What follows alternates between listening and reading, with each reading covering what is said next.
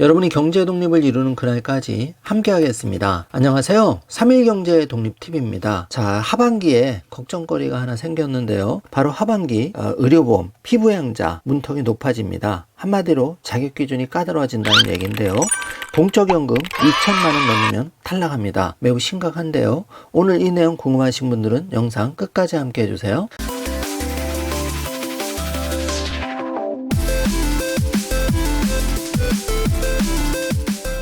자, 그럼 바로 시작합니다. 하반기 피부양자 문턱이 높아지기 때문에 공적연금 2천만 원 넘으면 탈락돼서 부담이 가중되는데요. 공적연금 소득 인정 비율도 종전 30%에서 50%로 높아져서 건보료를 더 내야 하는 상황입니다. 자, 내용을 자세히 살펴보겠습니다. 자, 사례를 보면 공무원으로 33년간 일하다가 2020년 4월에 퇴직한 A씨의 경우 매달 받는 공무원연금 260만 원으로 생활하고 있었는데 요즘 걱정이 크죠. 바로 건강보험료 때문인데요. 지금까지 직장에 다니는 아들 밑에 피부양자를 올려서 건보료를 내지는 않았습니다. 그런데 올해 하반기부터는 이렇게 하질 못하는데요. 바로 피부양자 자격을 잃고 지역가입자로 전환이 돼서 재산, 소득, 자동차를 합쳐 적지 않은 건보료를 다달이 부담해야 하기 때문인데요. 정부가 정한 피부양자 조건이 강화가 되면서 소득 기준을 충족하지 못하는 경우가 A씨처럼 많은 분들이 발생할 겁니다. 그래서 공무원연금으로 받는 연간 3,120만 원이 발목을 잡은 케이스에서 볼 수 있듯이 하반기부터는 건보료, 피부양자 조건이 굉장히 까다롭게 됩니다. 올해 9월로 잡힌 건보료 부과체계 2단계 개편으로 많은 은퇴자들이 A씨처럼 정전긍긍하고 있는 상황인데요. 완화시킬 수 있는 방법 좀 알아보겠습니다. 자, 건강보험 가입자는 크게 직장 가입자와 피부양자, 지역가입자 등 3개 그룹으로 나뉩니다. 피부양자는 직장에 다니는 자녀나 가족에 주로 생계를 의존하는 사람을 말하는데요. 보험료를 한 푼도 내지 않고 보험 혜택을 받기 때문에 아주 좋은 방법이었는데, 피부양자가 되려면 보건복지부령으로 정한 소득기준, 재산기준, 부양요건 등을 맞춰야 됩니다. 그런데 새로 개편되는 2단계 건보료 부과 체계에서 가장 크게 바뀌는 부분이 피부양자 자격 요건이 강화되고 공적연금소득에 대한 소득 반영 비율이 현행 30%에서 50%로 확대되기 때문에 연금생활자의 건보료가 늘어난다는 점이 걱정거리입니다. 자, 지금 그림을 보시고 계신데요.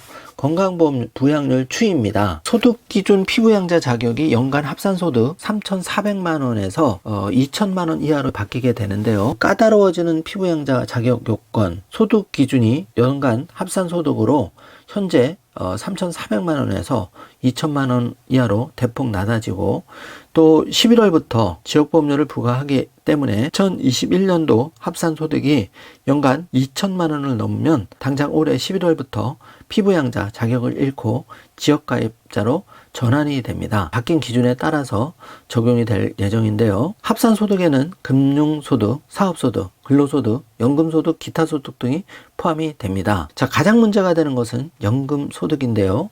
연금소득의 경우 퇴직연금과 개인연금 등 사적연금은 빠지고 공무원연금이나 사학연금, 군인연금, 국민연금 등 공적연금만 해당하지만, 이 공적연금 소득으로 피부양자에서 탈락하는 연금 생활자들이 대량 발생할 것으로 예상이 됩니다. 건강보험 당국이 2018년 7월 1단계 개편 당시 기준 강화로 피부양자에서 지역가입자로 바뀌어서 보험료를 내야 하는 사람이 1단계 32만 세대 36만 명, 2단계 47만 세대 59만 명으로 늘어날 것으로 추산한 바 있는데요. 엎친 데 덮친 격으로 연간 2천만 원 초과 공적연금 소득으로 피부양자에서 떨어져 지역가입자로 전환된 연금 생활자들의 경우에는 지금보다 소득에 물리는 보험료를 더 많이 내야 합니다.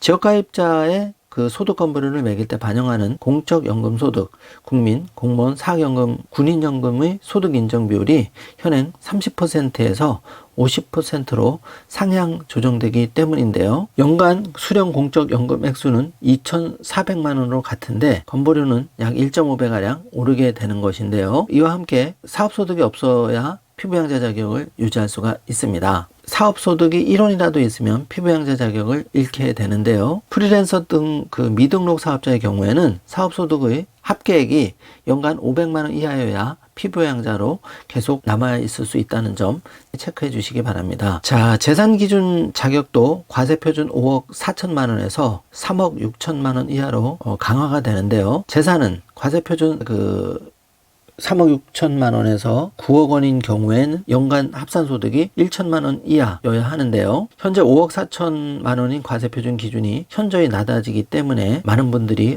피부양자 조건에서 탈락할 것 같습니다. 자, 소유한 재산 연간 합산소득이 1천만 원을 넘으면 과세 표준액이 3억 6천만 원을 초과하면 피부양자 자격을 잃게 되는데요. 아파트의 경우 공시가격의 60%를 과세 표준으로 삼는다는 점 참고해 주시기 바랍니다. 건강보험당국은 2단계 부가체계 개편에서 피부양자에서 탈락한 경우 보험료를 자동으로 감면해 주는 방안을 현재 검토하고 있다고 합니다. 그렇지만 앞으로 지역가입자로 전환돼 월 20만 원이 넘는 보험료를 내야 되는 경우가 앞으로 많이 생길 것 같은데요. 2021년 건강보험 주요 통계를 보면은 지난해 건강보험 전체 가입자 5,141만 명 중 직장가입자는 1,909만 명, 피부양자는 1,809만 명, 지역가입자는 1,423명 순이었는데요. 앞으로 피부양자 요건에서 탈락하지 않도록 재산 그리고 소득 기준을 잘 관리를 하셔야 될 것 같습니다. 자, 오늘 영상 내용이 조금이라도 도움이 되셨다면 좋아요, 구독, 알림 설정 부탁드리겠습니다. 영상 시청해 주셔서 감사합니다.